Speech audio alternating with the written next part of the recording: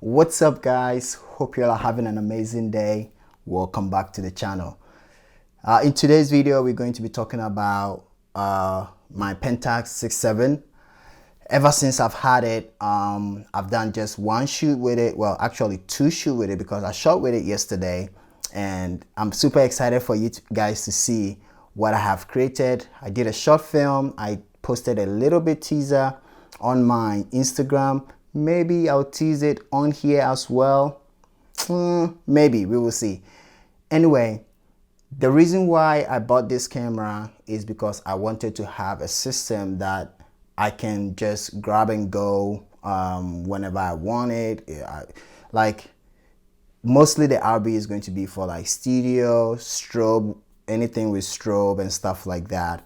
And I just thought having the Pentax 6.7 together with it is going to be a great system for me to use moving forward on the kind of work that I'm wanting to create from now on. So I wanted to make sure everything about this camera works. I wouldn't have really mind that much if it didn't work. I'm talking about the light meter, but it is nice to have. So I'm going to share some results that all of the photos that I took in this video. I shot it with the light meter, built-in light meter. So that is what we'll be going to talk about: the good, the bad, what I think about the camera, how I feel about it, and then that should be it.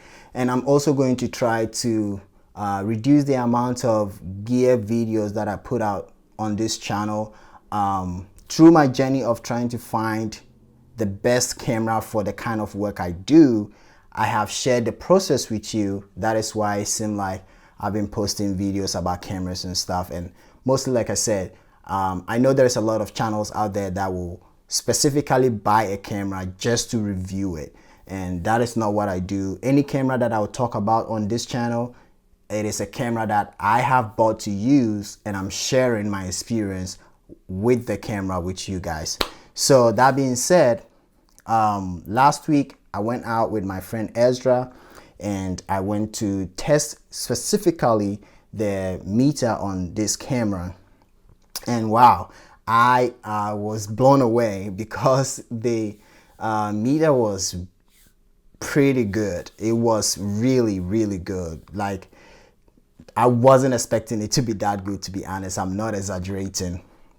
So I wanted to test it in different kind of light situation. I shot some photos of Ezra outdoor, like outside.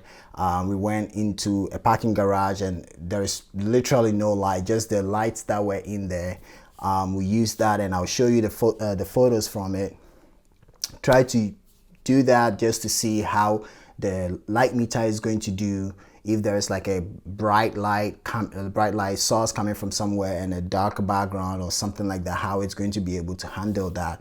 And if you can see this photo on the screen right here, it was shot with the Pentax 6.7 and metered with the prism on here, the TTL prism. And I took this photo at a very slow shutter speed, so it was 1/15 of a second. I sat down, had the camera on my knee, grabbed it real tight, and then I took the shot. A lot of people have talked about how this camera's mirror slaps so hard that it gives the camera some sort of vibration. I mean, I'm not gonna say at 15th of a second you can just hold the camera to your eye and take a photo and expect it to be sharp. But if you have something to kind of like hold on to it, or if you can hold yourself still enough to take the photo, I think it's gonna work, because that is exactly how I took this photo. I sat down, put it on my knee. I looked through the viewfinder, seen the meter, seen what it was telling me, adjusted to it, make sure it was correct exposed, and then I took the photo. And that being said, also, there is something weird about the meter that it felt a little bit frustrating when using it, because you have to look at it in a certain angle to be able to see the meter reading in it. I don't know if it's just for this camera that is acting that way, or if that is what all of the Pentax with the TTL metering is, because sometimes it doesn't even show at all, and I pretend like I point it directly to light, to darkness, try to press on the shutter button to see if that is going to bring it up and stuff like that. I don't know if it's because the battery in it is also dying, but it's worked. Like right now, I don't know if you guys can see, but if I push on it, the light is coming on, which means the battery in there works. So I don't know, but yeah, it feels so sometimes frustrating trying to look for it. If you don't have like a light meter with you, or you don't have a phone with a light meter app on it, and you're trying to do a shoot with somebody and they are trying to wait for you to take the photo, and you are like trying to wait for the light meter to pop up so you read your light, it's going to be frustrating and a waste of time. So even though I will like 100% say you can rely on the meter in here, it can also be frustrating. I'm not a very technical person, so if my impression on it is all over the place, please pardon me. I'm trying as much as I can to give you guys what I thought about this camera. One thing that I also do not like that much is this handle here. It feels a little bit too weird focusing with it and holding it. I've never shot with anything like that before. All right, sorry guys, if you see the light change, my light went off. I had to plug it in to charge whilst I talk, and I can only put it on the side if it's charging. What I was saying was I don't like the left handle grip because it's very weird. It was easy holding it and walking around, you know, like you don't have it on your neck, it's not pulling you down, you're just holding it. Very easy to carry around with this, but when you are actually taking the photos with it, it was very really awkward for me to handle it. It felt, if somebody's seen me with a camera, they will probably think I don't know what I'm doing and I am not a photographer or something like that. So that is one thing that I find really awkward and weird about the camera. I will probably end up getting the right hand grip. I was surprised how much this thing cost. So if you are watching this and you have a right hand grip, or you want to trade for this or buy it, I can just let this go because I really don't like it. But the quality of the images that I got was amazing, and I really love this camera.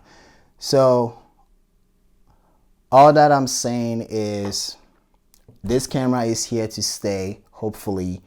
The lens, I really like it. I know a lot of people talk about how much they love the 105.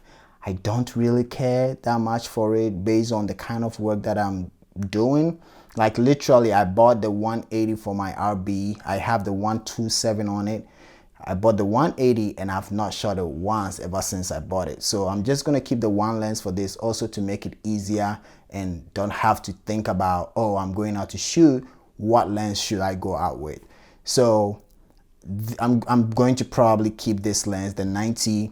And also one thing is I need to get it CLA'd. It works, it doesn't affect the photos, but for the long run, I think having it CLA'd is going to really help. There is little dust particles in the glass that I think if it's cleaned and if everything is smoothing out, it's just gonna make the using of the camera and the lens very, very easy.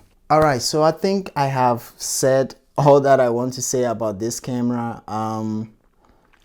Again, I am not very technical. I'm not good at like putting out information about something. So if I was all over the place, please pardon me. But oh, one more thing, loading of the film. I don't know how you guys do it. Anybody that use Pentax 6.7, please DM me on Instagram.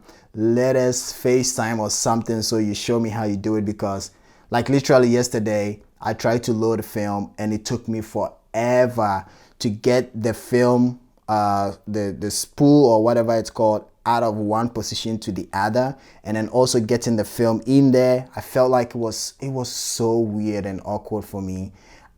It took me like 10 to 15 minutes just loading the film because my hands, I don't know if my hands are too big in there, but it just like it wouldn't fit. I even tried to let my friend Dave do it, and it took us both like a minute before I was able to figure it out and put it in. So yeah, if there is a trick of getting to load the film, please let me know in the comments, DM me on Instagram, call me on Instagram on video or something like that and show me how to do it. But yeah, that is it for it. For now, the cameras that I own, that I use, that I'm going to keep, hopefully for the long run, my Mamiya RB67, the Pentax 67, and my Konica Hexal RF 435. But I have a 6x8 back for my RB, so it's really nice having that, the 6.8, 6.7, and then for 35. So anyway, thank you guys so much for watching. I hope you enjoyed whatever this is, first impression review, whatever you will call it. And I'm super excited again to share with you the short film and the photos that I took. Scene still, holy smoke, I'm loving that film. Not for night photography, not to photograph gas station or petrol stations, but if you are going for like cinematic look, I think it's a really nice film to use. So again, thank you for watching. I really do appreciate you all. Follow me on my Instagram, Edmund K. Boateng. Subscribe to the channel if you haven't already. Hit that notification bell so you don't miss the short film that is coming up. I'm super pumped about it. Hopefully I put it together so well. And go out there, create some beautiful work and share with us all. And you don't forget, always create to inspire. See you guys in the next video.